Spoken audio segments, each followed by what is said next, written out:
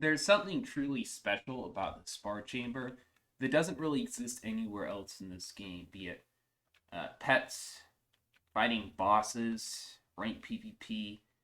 This particular part of the game gives you more flexibility than just about anywhere else. And really, I wish that it could be broadened even more. The first thing that could be done is a wider selection of maps in the Spar Chamber. I mentioned in my last video that when you're playing as a witch doctor, and so much of the first part of the game is dependent on your line of sight, how you can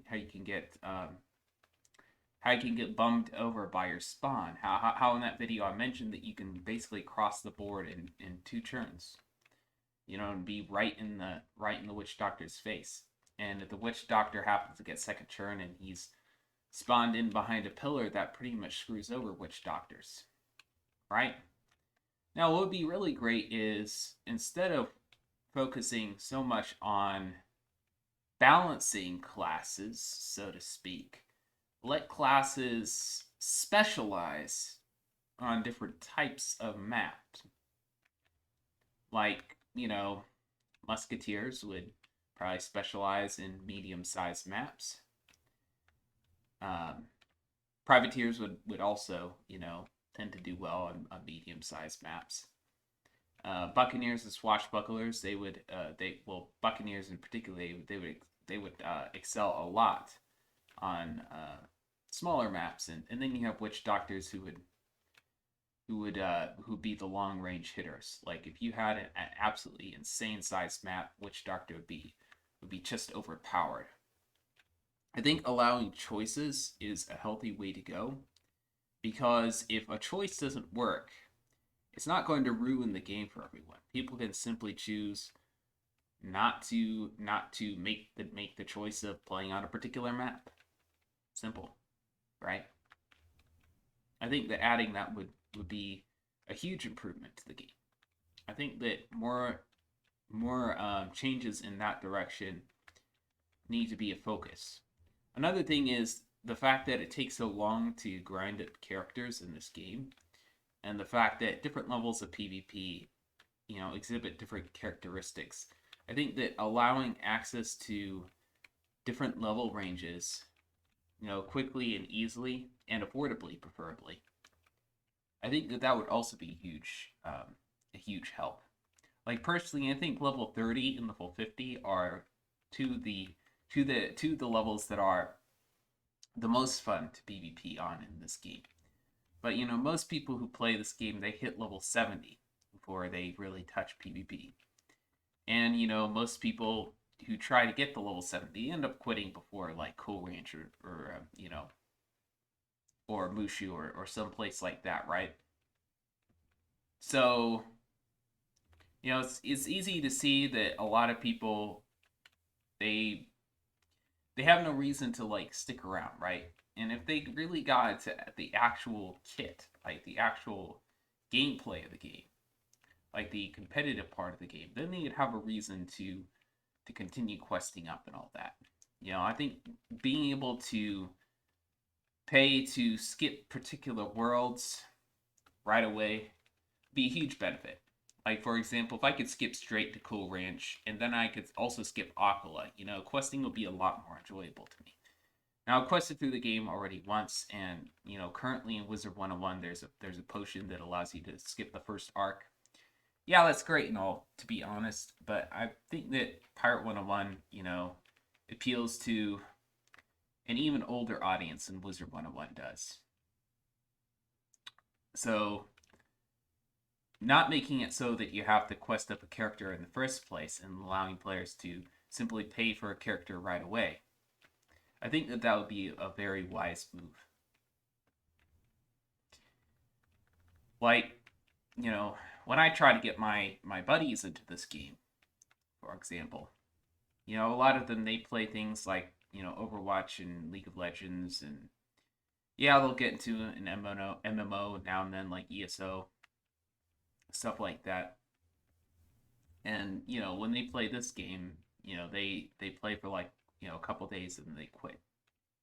They never get a chance to farm up the gear, and they never get a chance to PvP. they never get to like I'd say Mushu, or to be honest, Marylebone is the height of Pirate 101. Okay, they never get to Marylebone, which, you know, if you never get to Marylebone, you have not experienced this game really. Um, but yeah, basically being able to pay for levels, pay the game directly. I'm not saying any type of mercenary work or anything like that, but being able to just straight up pay for levels, stuff like that, and then go back and quest later on when you feel like it. I think that's something that needs to happen um, for this game to survive. Number one, and number two, you know, it needs to be able to survive in order for any type of comeback to be meaningful. Okay, so that's another thing that needs to change right there. The next thing is access to gear in this game.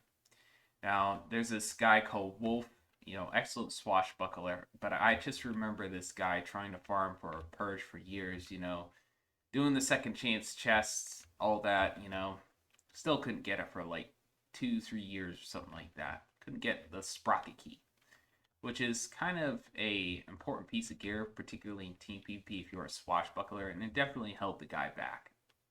Okay, despite him being one of the better swashbucklers in the game. You know, Felix Lanyard trying to get the Thunder Rifle, you know, stuff like that. I'm sure many of y'all have that piece of gear that you're still farming for to this day. It's just ridiculous the amount of grind and the amount of RNG that goes into farming. I think there are a couple of ways that could be used to address that particular issue. A gear trading system, you know, would be optimal. You know, but you know, another thing that they could add in this game would be crafting, right? Getting gear shards and simply crafting your items if you're unlucky. But to be honest, I think whichever path that they take, definitely decrease the amount of grind. Because you should be able to get at least one piece of gear for a couple of hours of farming. Okay? Especially considering the shift in the demographic I've noticed on my YouTube channel. You know, first off, most of the people who play this game are in their 20s. Most people are aged 18 to 25. Okay, but that demographic has been changing. In the last 2 years or so, it changed from like 80, 85, and now it's like, you know, like 80 or something like that. You know, now you're getting more 30-year-olds and people in their late 20s. Okay, y'all can't be forcing your player base to grind stuff anymore. So that needs to change in order for the game to be sustainable. Okay, that definitely needs to change, and those are the two paths: a gear trading system and a crafting system. To be honest, if both of those were added, I think the game would gain a lot from that. I think that gear exclusivity is not something that really adds to a game. Okay, and to be completely honest, the changes I'm mentioning in this video, like, they're less important than the changes I mentioned in my last video. But, you know, these are some important changes that do need to change.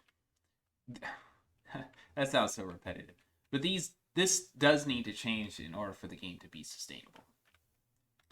And that brings me to the last thing I want to talk about, and that would be the pet system, right? If you train a pet, you know, the best thing to do is to train it at the lowest world every single time, right? Because more than like half your XP will come from the snack. But it's ridiculous how much XP you need in order to level a pet. Okay, unlike in Wizard 101, I'm not saying Wizard 101 is the best game necessarily, right?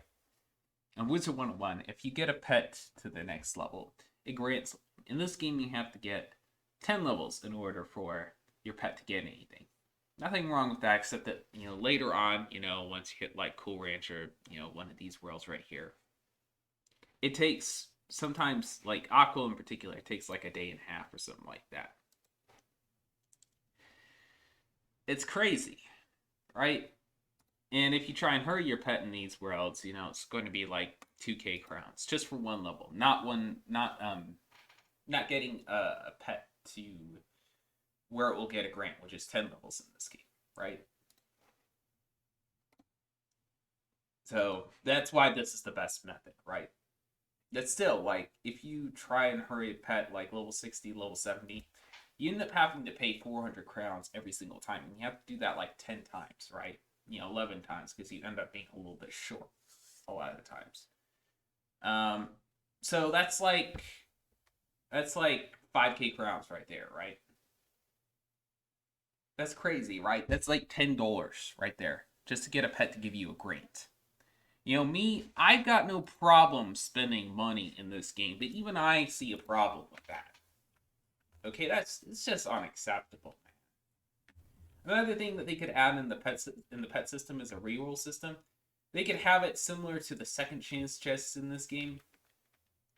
I think that they should, cap that along with second chance chests, by the way. Make it so that it takes, 800 crowns. They cap it at 800 crowns to throw in again, or something like that. 800, 600, something like that. But yeah, being able to re-roll your pet grants, that would be ideal. Okay? And I think that's pretty much it for this video, guys. I think that's just about it. If there's anything I forgot, and I probably have, forgotten a couple of key points, but, I could address that in my next video.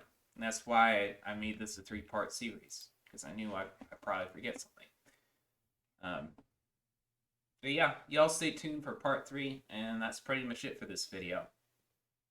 Do y'all have any thoughts of your own? Please put them in the comments, and I'll hear from you very, very soon.